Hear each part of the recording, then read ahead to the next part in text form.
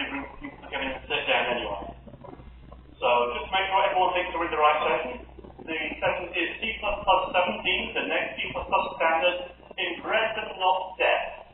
So the idea by the end of this session is you will know absolutely everything that has gone in or changed with C++ 17, and know maybe not a whole lot about any of it, but you've got a good idea about what you want to go and see during the rest of the week if anyone's talking about any of these topics. Hopefully you have a fair idea of what to do with these things, but certainly not an in-depth on any particular topic. For those of you who don't know me, my name is Alistair Meredith. I currently work for Bloomberg as one of their senior developers on their own internal standard library, and we publish that now through the open source CDE project.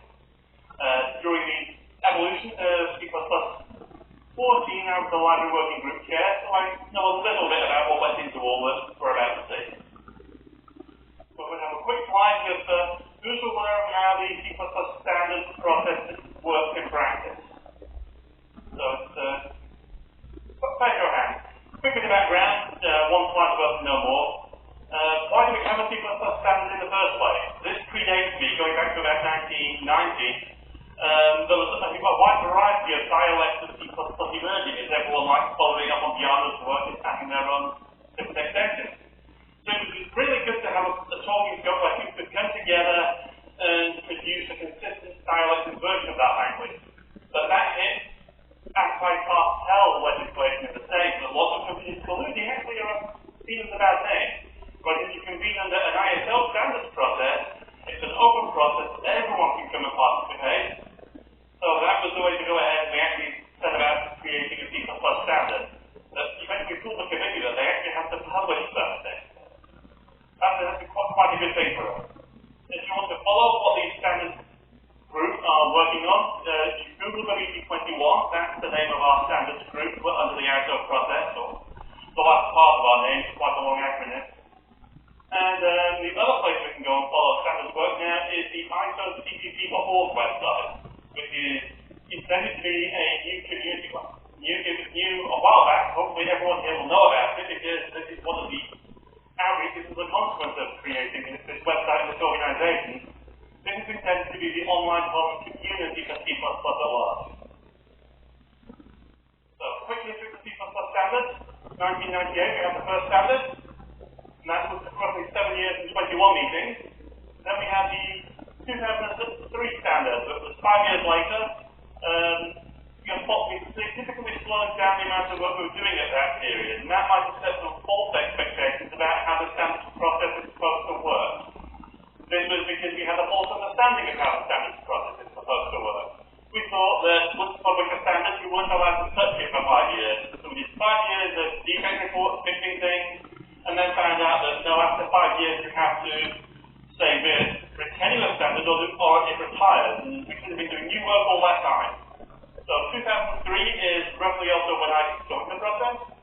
And for the next 8 years, we started working on C++ 07, 8, 9, 10. It just came to 2011. Roughly, as you can see, similar amount of time that went into the original standard, and I hope you all agree that it was a big step forward in what you could do with C++, the idioms you could use, and how the language would interact with the broader software community. Following 2011 standard, we wanted to start clearly on the next standard, and we did not want to have another big bang release taking another 10 years. So the idea was we were going to have a new standard around about 2017. Just started to work on that. Around about 2014, we already had a lot of bug reports and defects we wanted to fix. So rather than say, go through the standards process, you can't add new features in something like a bug fix technical corrigenda, which is the 2003 standard. So just to avoid asking that question, we said 2014, we'll call it a new standard, it will simplify our paperwork.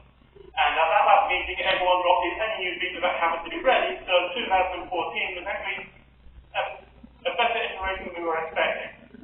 2017, another 3 years later, similar amount of time, should be when we'll be landing hopefully substantially more features. So if you're looking at the evolution from 2011 to 2014 to set your expectations for how much of an increment we have now, hopefully you're going to be pleasantly surprised. 17 process, quite long process, sorry, I had put one together at the last minute. We're currently in C++ 17 ballot review. That means that at the end of June, start of July, we sent out what we would hope to be the C++ 17 candidate document for the new standard. That's on the ISO for ballot. We have roughly until sometime in the middle of October to send ballot comments back to ISO to address any issues and defects we think it's possible